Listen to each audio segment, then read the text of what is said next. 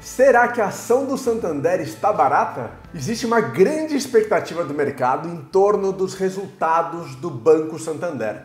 Primeiro porque é o primeiro banco a reportar os seus resultados do terceiro trimestre de 2020 e os analistas acreditam que o setor bancário no Brasil está se recuperando. Segundo porque de todos os grandes bancos listados na Bolsa, os analistas e investidores acreditam que o Santander será o banco com melhores resultados no terceiro trimestre. Mas será que a ação ainda está barata e vale a pena comprar? Então fica nesse vídeo que eu vou te mostrar tudo. Oi pessoal, tudo bem? Eu sou Bernardo Pascovitch, fundador do Yubi, uma plataforma totalmente online e gratuita para você investir melhor. Nesse vídeo eu vou te contar sobre os resultados do Santander e eu tenho feito alguns vídeos resumindo e comentando os principais resultados nessa temporada de balanços do terceiro trimestre de 2020. Se você quiser assistir mais vídeos desse, depois procura no canal do Yubi. Para comentar, estou aqui dentro do relatório do Santander, então informações de resultados, Brasil, terceiro trimestre de 2020. Análise gerencial, aqui tem os resumos, vou passar essa parte. Resumo dos dados. Olha, aqui começa, vou até dar um zoom, porque aqui começa, olha só. Vou começar aqui de trás para frente, vou pegar primeiro, olha, lucro gerencial, lucro líquido gerencial. Terceiro trimestre de 2020, 3,9 bilhões de reais. Como que eu sei que são bilhões? Porque tá aqui, ó, resultados em milhões, tá? Então eu sei que aqui são 3,9 bilhões. A expectativa do mercado, a expectativa dos analistas do mercado era que o lucro do Santander fosse no terceiro trimestre, 2,7 bilhões. 2,7 bilhões veio 3,9, 1,2 bilhão acima das expectativas. Olha isso, uma alta gigantesca nos resultados do Santander. Vamos entender por quê, vamos esmiuçar isso daqui e entender o que gerou isso. Mas essa parte aqui do lucro gerencial é um resultado fenomenal, tá? Uma variação com relação ao último trimestre, em 3 meses, um crescimento de 82,7%.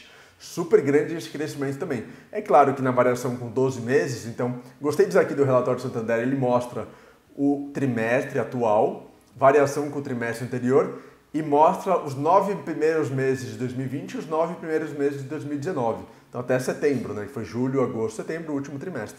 Claro que em comparação com 2019, há uma queda até agora, nos 9 primeiros meses, de 8,6% no lucro líquido gerencial. Ok, coronavírus, crise gigantesca em 2020, provisionamento aumentou, Mas, quando a gente olha essa questão comparando com o trimestre anterior, acho um resultado muito interessante, tá? Receita de prestação de serviços e tarifas bancárias. Aqui tem um grande resultado do banco. Na comparação, 4,7 bilhões, na comparação com o segundo trimestre, um crescimento grande. E na comparação com 2019, uma queda pequena, uma queda de só 4%, menor do que o lucro líquido gerencial, mas uma queda pequena aqui da receita de prestação de serviços. Interessante também esse ponto. Despesas gerais, é sempre interessante olhar também um pouco para as despesas, Então, em termos de despesas, houve um pequeno aumento na variação trimestral e houve também um aumento menor, exatamente a metade, 1,9, 3,6%, na variação com 2019. Então a despesa ficou praticamente igual do banco, uma pequena variação, até uma redução na despesa de pessoal, um aumento da despesa administrativa, quando a gente olha aqui, e uma queda aqui das receitas e do lucro líquido, uma queda pequena. Balanço patrimonial, também interessante a gente ver. Eu estou interessado especialmente aqui na carteira de crédito, para entender como que a carteira de crédito do banco se comportou. E no geral, houve um crescimento do segundo trimestre para o terceiro de 3,8% e na comparação com 2019 de quase 20%. Então olha que interessante, mesmo com tudo do coronavírus, com a crise, com o aumento da inadimplência, com a degradação da qualidade de crédito, o Santander expandiu a sua carteira de crédito em 20%. Isso é bastante coisa. Pessoa física houve uma expansão de 11,6%, financiamento ao consumo 5,1%, o grande responsável aqui, olha, 40,5% na comparação anual de pequenas e médias empresas e 33,5% de grandes empresas. Então, talvez por toda a questão da crise, e aí há, claro, uma necessidade maior de crédito, embora o crédito fique mais escasso na economia, o Santander conseguiu expandir bastante a sua carteira de crédito, que eu achei bem interessante aqui, tá? Indicadores de desempenho, eu acho muito interessante o Santander colocar no seu relatório esses indicadores, é um pouco de análise fundamentalista, né? Olha que legal, quando a gente olha para o retorno sobre o patrimônio líquido, o ROI, que a gente fala bastante. O ROI no terceiro trimestre veio para 21,2%, uma pequena queda de 0,7 pontos percentuais do segundo trimestre. E na comparação com 2019, está em 21,8, um aumento de 0,6 pontos percentuais, tá? Aqui anualizado sem provisão extraordinária. O que é interessante entender é que o ROI está lá na casa dos 20%, que é um ROI muito buscado pelos investidores, né? Um ROI acima de 20% é considerado como um ROI espetacular, um ROI incrível.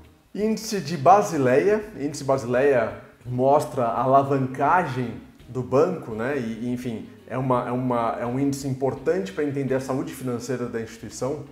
Olha, 14,86 no trimestre, um aumento de 0,5 pontos percentuais com relação ao trimestre anterior, uma queda de 1,4 pontos percentuais do ano passado, 14,86 agora, como eu falei.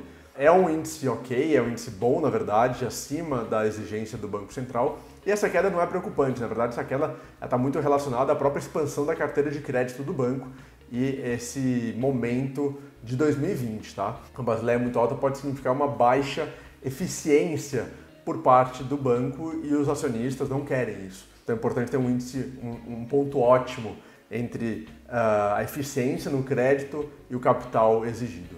Indicadores de qualidade de carteira também aqui é interessante para a gente ver o índice de inadimplência. Acima de 90 dias, olha só como diminuiu, muito interessante.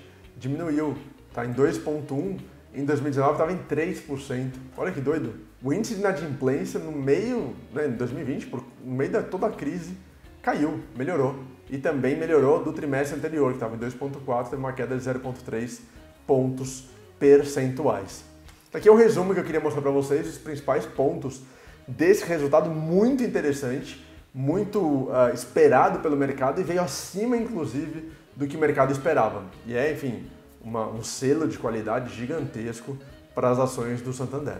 Essa parte aqui de estratégia eu vou passar. É interessante de entender, enfim, como que o próprio Santander enxerga o seu crescimento e suas próximas jornadas de desenvolvimento de negócios. Tem uma parte aqui do Santander SX, que em razão do lançamento do Pix, esse novo meio de transferência de recursos no Brasil, é uma nova iniciativa do Santander, mas eu quero exibir especialmente uma parte que é bem relevante, que é aqui, ó, GetNet. GetNet. A GetNet atingiu, nesse trimestre, uma participação de mercado 13,1% no segundo trimestre de 2020, tá? Uma alta de 2,3 pontos percentuais em 12 meses. A GetNet atua na área de adquirência, né? Meios de pagamento, cartão de crédito, né? As maquininhas de cartão. E é um mercado em grande expansão no Brasil, em grande competição, né? Porque você tem GetNet, Cielo, Stone, PagSeguro, Rede e muitas outras. Então é interessante ver que a GetNet ela tem uma relevância grande do Santander. Ela foi comprada pelo Santander há alguns anos. E olha que interessante, como resultado, nossa base ativa alcançou 851 mil clientes, crescimento de 17% no ano. E o faturamento registrou alta de 32% no ano, atingindo 69 bilhões no trimestre, 3 vezes superior ao crescimento do mercado. Então, enfim, bem relevante isso também, essa parte da GetNet, acho interessante a gente ler e contribuiu para a rentabilidade do banco como um todo. Essa parte também é bem interessante que eu queria mostrar para vocês, está chamando de Bantech. Interessante que ela não fala a palavra fintech, olha só, não é fintech para o Santander, é Bantech, é tecnologia no banco. E isso é interessante, capturamos constantemente oportunidades de negócio atingindo novos nichos do mercado. Realmente o Santander tem sido ágil, rápido e agressivo nessa área de identificar possibilidades digitais, tecnológicas e trazer para o banco. Então olha, sim, plataforma de crédito 100% digital, tem uma atuação grande. Em dia, plataforma online de renegociação de dívidas, também interessante. A Bem é no setor de benefícios e atingiu o break-even nesse ano. Santander Auto e, claro, pela própria atuação do IUB, eu estou especialmente interessado aqui, ó, Toro IP.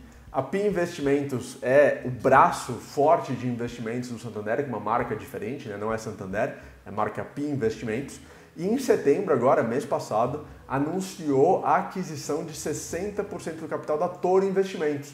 A Toro, que também é um case super legal de crescimento de corretora no Brasil. Então, olha, acreditamos que a combinação dos negócios nos colocará em posição de corretora digital com soluções completas de investimento. Então, o Santander aposta bastante nessa combinação entre Toro e PI para trazer mais inovação, para trazer crescimento e para oferecer soluções completas, né? Oferecer todos os investimentos possíveis dentro da PI, dentro da Toro, enfim, combinado e dentro do grupo como um todo. Isso é bem interessante. Nessa parte sumária executiva é basicamente a visão do banco para o trimestre que passou e também para os próximos meses, para os próximos trimestres. Então olha que interessante, nesse trimestre destacamos a retomada da atividade comercial, registraram um crescimento da carteira de crédito, como eu mostrei para vocês um pouco mais cedo, com destaque para o avanço no varejo.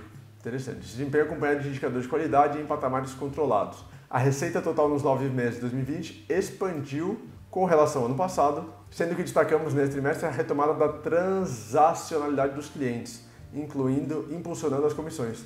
Transacionalidade de todas as transações realizadas pelos clientes.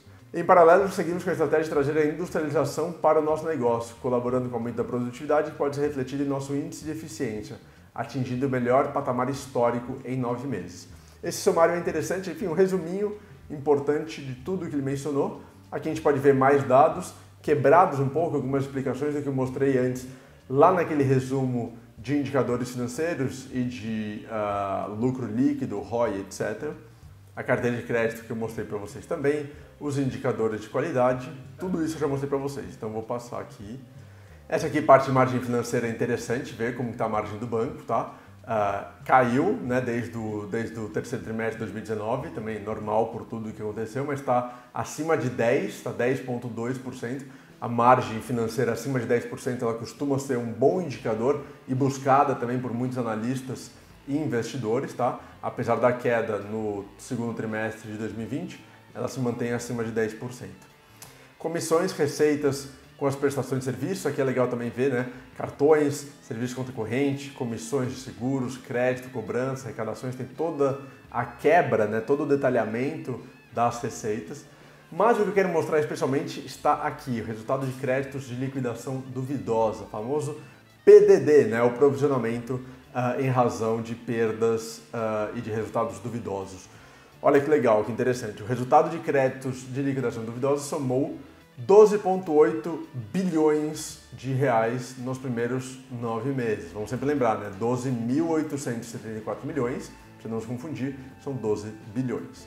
Crescimento de 41,12 em 12 meses e queda de 55,4 em 3 meses. Então, olha só, queda de 55,4 do segundo trimestre para o terceiro trimestre, mas quando a gente olha nos 12 meses, um aumento de 41,2%. Isso aqui muito relacionado ao provisionamento necessário que foi feito ao longo do primeiro semestre por causa do coronavírus. Quando ninguém sabia ainda o que ia acontecer, qual era o tamanho da encrenca, o tamanho do problema, se afetar a atividade financeira, o sistema financeiro. Então os bancos, inclusive por recomendações e normas do Banco Central, do CMN, foram aumentando esse provisionamento, aumentando o colchão de segurança em caso de algum evento de inadimplência que pudesse prejudicá-los, tá? E vale mencionar aqui, olha só, vale destacar que as comparações foram impactadas pela Constituição no segundo trimestre de provisão extraordinária de 3,2 bilhões, considerando a deterioração recente da macroeconomia. Exatamente isso, por conta de tudo que estava acontecendo, houve um provisionamento muito maior. Desconsiderando esse efeito, o resultado de créditos totalizou 9,6 bilhões no acumulado do ano, crescimento de 6,1 em 12 meses e redução de 12,5 em 3 meses. E aqui na parte final do relatório tem umas informações também interessantes sobre as nossas ações. Então as ações do Banco Santander, ações negociadas em bolsa. Então eu falo, olha, os códigos que tem negociação, né? Ordinária, preferencial e units, composição da governança corporativa, free float, evolução da cotação desde 2016 comparando com o Bovespa. Olha que interessante, o gráfico acima mostra que R$100 investidos nas ações units do Santander em 30 de setembro de 2016 teriam valorizado para R$ 157,18 no dia 30 de setembro de 2020, com os pagamentos de dividendos e juros sobre capital próprio sendo reinvestidos. Ou seja, uma rentabilidade de 57,18% em 4 anos, né? Desde o final, desde o dia 30, em 4 anos, 57% de rentabilidade. E aqui também alguns indicadores interessantes: lucro líquido, preço fechamento, valor de mercado, valor patrimonial, dividend yield, que as pessoas gostam bastante de olhar. Enfim, achei interessante essa parte de indicadores fundamentalistas dentro do relatório do Santander. E agora eu quero vir com você para o IEB para mostrar um pouquinho do Santander, como que ele está em alguns termos, né, algumas questões. Então, ações, ó, vou colocar aqui SAMB 11, tá carregando, Santander. Olha aqui, variação da ação nos últimos 30 dias, nos últimos 6 meses e no último ano. Então, se a gente pegar desde aqui, olha, o dia 2 de janeiro fechou em 51,4, agora a ação está sendo negociada a R$ 34,40, a ação está bem negativa ainda em 2020. Ou seja, tem um potencial aqui de valorização de 48% das ações só para voltar ao patamar antes da crise, antes das quarentenas.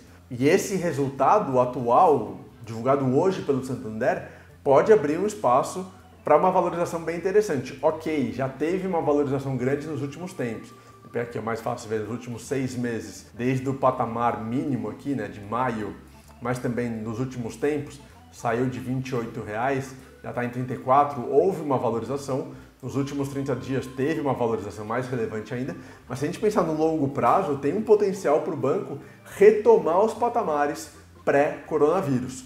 Quando eu vejo os dados fundamentalistas também, olha só, quando eu olho aqui também em termos de PL 8,61, né, 8 vezes a negociação do preço sobre o lucro do banco, é um PL relativamente ok, né? Não está super alto, então acho que tem espaço para aumentar, né? Então, com o aumento do lucro, redução do provisionamento, é possível que esse PL aumente, e também o preço sobre valor patrimonial da ação está relativamente ok, está 1,30, está perto aqui da negociação de 1 para 1, lembrando que abaixo de 1 tem um desconto, acima tem um ágio, tem um prêmio em razão da perspectiva de crescimento dessa ação aos olhos do mercado.